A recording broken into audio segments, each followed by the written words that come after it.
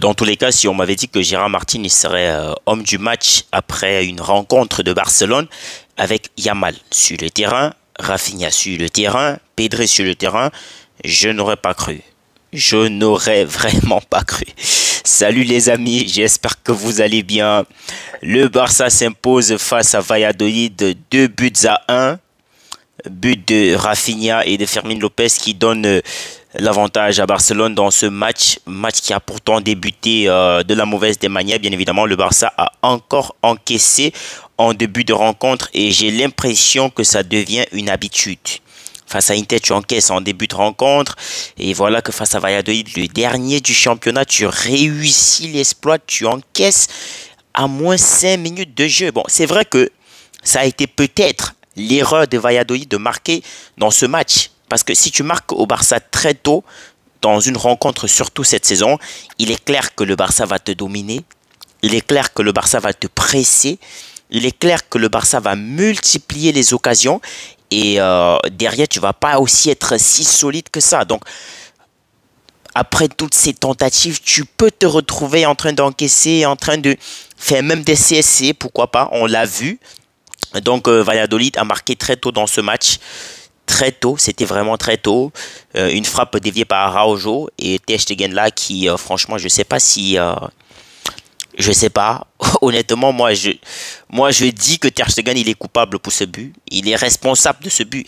Mais j'ai des gens qui me disent qu'il ne pouvait rien. Mais les gars, quand même, arrêtons. Ter Stegen, à peine on a levé le pied, le mec, il est en train de sauter. Mais on n'est pas... C'est pas un défilé de mode. C'est pas un défilé de mode. C'est quoi ce genre de saut qu'il nous fait là? À peine il est en train de sauter, tu as la balle qui est déviée et ça change de direction, c'est le but. Bah, c'est clair qu'une fois que tu as déjà sauté et que la balle elle a changé de direction, tu peux plus rien. Tu peux plus absolument rien faire. Donc pour le coup, moi je pense que sur le départ, ce but aurait pu être évitable. Donc, mais malheureusement, la balle elle rentre dans les filets et Valladolid qui a pratiquement bien défendu la première période. Et déjà que c'était un match en quelque sorte piège. Oui, je dis piège parce que on va jouer l'Inter de Milan le mardi. Donc, dans même pas 3 jours. Ouais, parce que là, on finit le match un samedi soir. On a le dimanche, le lundi. Bon, peut-être le dimanche, ils vont faire le voyage en Italie. Le temps de se reposer et s'entraîner pour recevoir, pour jouer enfin l'Inter de Milan le mardi. Donc, pour le coup, c'était un match piège parce que là, il fallait reposer certains joueurs pour éviter déjà les blessures parce que tu as une équipe qui est presque handicapée. Tu as perdu Koundé, tu as perdu Lewandowski, tu as perdu Baldé. Donc là, ça se joue franchement limite parce que là, actuellement, tu n'as même pas droit à l'erreur parce que le moindre petit faux pas avant le Classico, là, tu es sûr qu'il peut se passer des choses. Tu es sûr que tu peux remettre le Real de Madrid dans la vraie course. Parce que là, actuellement, ils sont en train de courir. Mais eux aussi, ils savent que c'est une peine perdue. Donc, pour le coup, le Barça n'a vraiment pas droit à l'erreur. Donc, très bon match. Très bon match en son ensemble, on peut dire. Parce que en première période, bien évidemment, avec les 11 entrants, je ne sais pas, il y avait un nouveau là, sur le côté de Yamal. Je ne sais même pas comment il s'appelle, c'est Rodriguez, qui est sorti sur blessure, force à lui, c'était son premier match avec l'équipe première. Bon, c'est vrai qu'au départ, au premier toucher de balle, j'ai senti qu'il pouvait faire quelque chose, honnêtement. Moi, c'est mon ressenti, hein, parce qu'après, il y a des gens qui disent qu'il a été nul, il a été non. C'est pas facile de remplacer Lamine Yamal dans une équipe comme le Barça. Tu as la pression, tu as tout. Tu veux prouver que tu peux, tu veux prouver que tu dois gagner ta place. Tu peux grignoter quelques minutes, mais c'est absolument pas facile, surtout en cette fin de saison. Donc, il fait pas un mauvais match. Il est sorti sur blessure, force à lui. Hector Fort, donc on avait une attaque Ansu Fati, Rodriguez et Hector Fort. Franchement, je crois qu'on est d'accord pour dire qu'offensivement, en première période, ça a pratiquement rien donné. J'ai vu des gens taper aussi sur Ansu Fati pour sa titularisation. Il fait pas un mauvais match, Ansu Fati. Il fait pas un mauvais match. Déjà, il a tenté. Je crois qu'il a 2 frappes, cadrées surtout. Donc, il pouvait. Il a essayé. Il est allé chercher ce but, mais il n'a pas eu. Malheureusement pour lui, une fois de plus, il sort malheureux parce qu'il n'a pas marqué. Je sais que c'est ce qu'il a envie. Il a vraiment envie de marquer. Pour peut-être affirmer son retour. Ça, on ne sait pas. De toutes les façons, on ne sait pas où il va se trouver la saison prochaine. Donc, pour le coup, je pense qu'il ne va plus être à Barcelone. C'est presque sûr. C'est presque sûr. Donc, au milieu de terrain, par contre, là, Flick, il a pas reposé Pedri pour le coup. Et moi, je le comprends parce que c'est difficile de faire confiance, de mettre absolument l'équipe B et pas mettre un élément majeur de l'équipe A. Parce que là, au moins, il faut quelqu'un qui doit faire la différence. Et en première période, on a vu Pedri. C'est vrai qu'il a perdu quelques ballons, mais dans l'ensemble, c'est lui qui distribuait en quelque sorte le jeu. C'est lui qui organisait. C'est lui qui... Donc, tout passait presque par lui. Donc, je pense que l'idée, elle était bonne de laisser Pedri sur le terrain. Gavi, lui aussi, fait un très bon match. Fermin Lopez, très bon match, buteur déjà. Hector Fort, le cas Hector Fort, les gars, il faut qu'on en parle un peu plus assez. Parce que Hector Fort, moi, je pense qu'il n'a pas besoin de tellement de choses pour montrer qu'en fait, c'est un bon attaquant. Parce que là, on voit la première action d'Hector Fort, c'est une tête, c'est une passe, un centre de Fermin Lopez, je pense.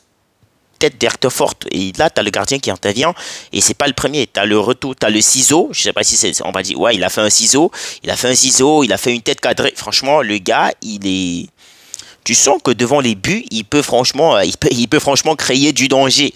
Donc pour le coup, je pense qu'en cette fin de saison, Flick devrait en quelque sorte lui faire un peu confiance et lui laisser pratiquement même les 20 dernières minutes de chaque match. Bon, ça c'est après le retour de Lewandowski. Donc je proposerais que Flick, il donne un peu de temps de jeu à Hector Fort. Et là, moi, je suis sûr qu'il va faire quelque chose. Parce que, au vu de ses déplacements, les appels de balles et le contrôle, donc, tu sens que en fait, c'est quelqu'un qui a tout pour être un grand attaquant. Donc, pour le coup, je pense que avec le temps, Pau Victor, j'espère que j'ai pas dit Hector Fort, hein, parce qu'Hector Fort c'est latéral, donc, sauf si je me suis trompé. Pau Victor, il va démontrer quelque chose. Hector Fort maintenant en latéral. Aujourd'hui, c'est vrai qu'à un moment donné, j'ai senti trop de déchets, parce que là, tu avais l'impression que quand il monte pour barrer, il pense que la ligne défensive, elle est avec lui. Alors qu'il fait erreur, parce que quand il monte défendre, tu as Araujo et Christensen qui restent derrière, pour peut-être assurer les arrières. Parce qu'à 2 reprises, j'ai vu Hector Fort se faire doubler par les joueurs de Valladolid. Le mec, la balle, elle passe, il tend la main, il pense que ses coéquipiers sont derrière pour... Non, ça doit être une petite erreur de compréhension, je sais pas quoi. Mais pour le coup, Hector Fort, il fait pas un mauvais match, il fait un très bon match. Surtout son petit tour d'amusement dans la surface avant de frapper le poteau. Franchement, si la balle, elle serait rentrée, franchement, elle aurait été... le but, il aurait été magnifique. Ouais, il aurait été magnifique. Donc, Hector Fort, il fait un très bon match lui aussi. De l'autre côté, le MVP, Gérard Martin. Franchement, comme c'est amusant. Comme c'est amusant.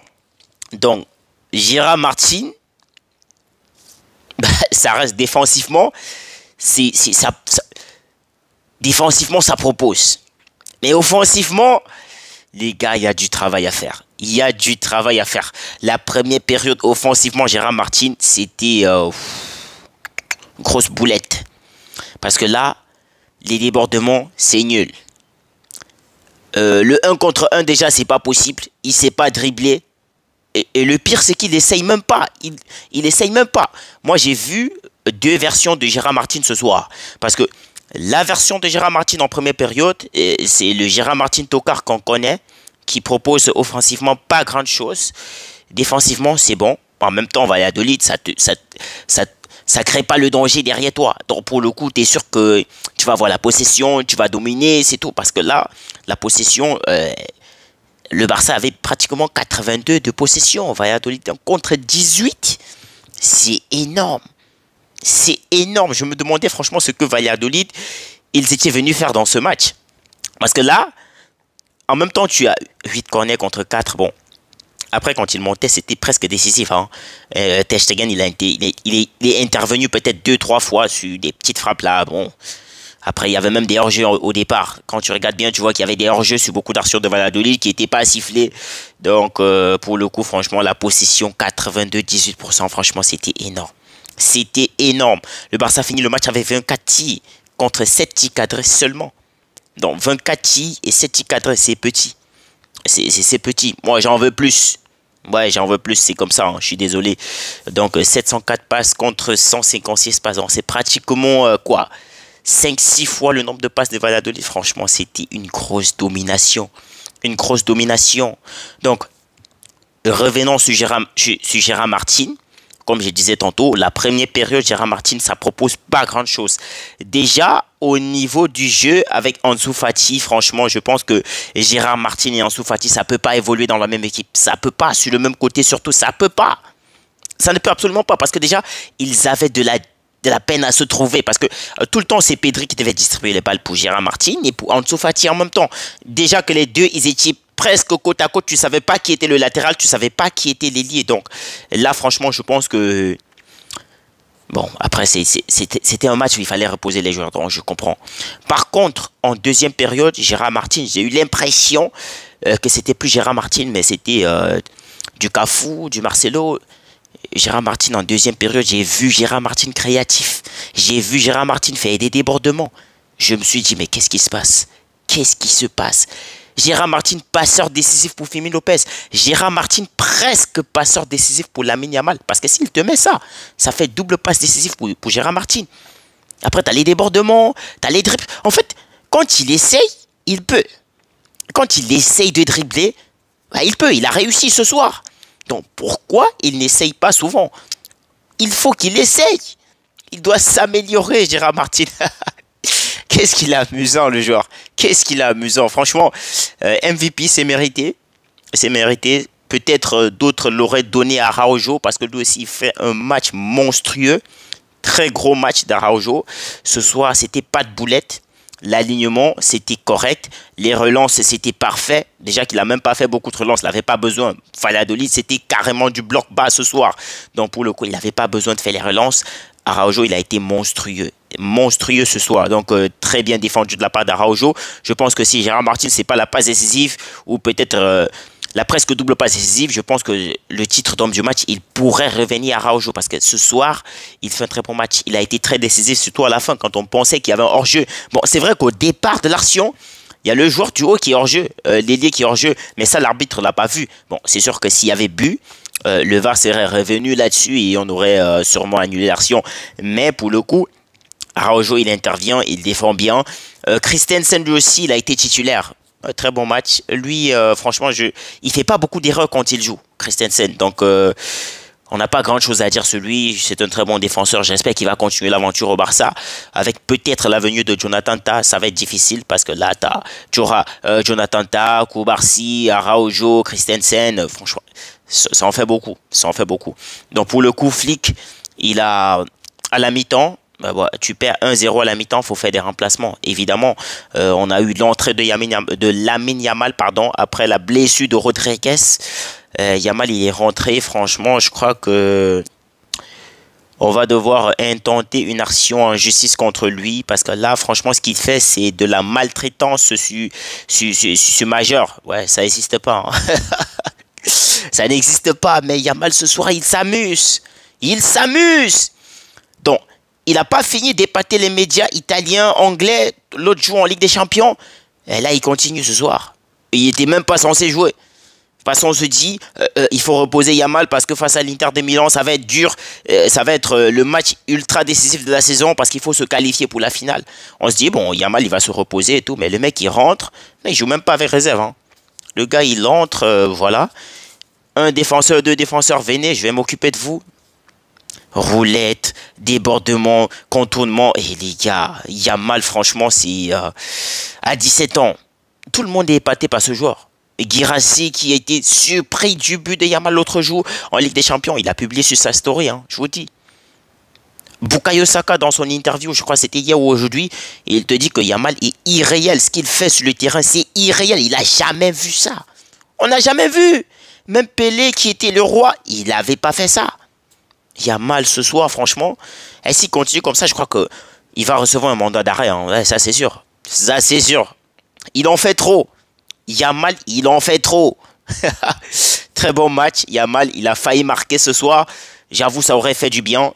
Moi-même, j'attends personnellement son but. Ça fait longtemps, j'entends qu'il marque en Liga, encore une fois de plus. Il marque pas beaucoup. Il est beaucoup plus dans les assists et tout. Mais bon, le plus important, c'était les 3 points ce soir. Et je pense que le Barça a fait ce qu'il fallait faire. Donc, pour le coup, on va rentrer on va aller en Italie confiant parce que là maintenant c'est l'objectif de cette fin de saison surtout. Battre l'Inter de Milan dans son stade. Ça va pas être facile, hein, mais il faut le faire. Il faut le faire. Donc les amis, pour le coup, je pense que je vais m'arrêter ici. Rafinha lui aussi fait une très belle entrée. Hein. Oh non, on peut pas finir sans parler de Rafinha et la saison qu'il nous fait.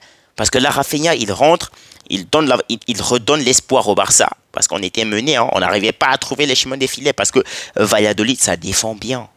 Ça défendait bien.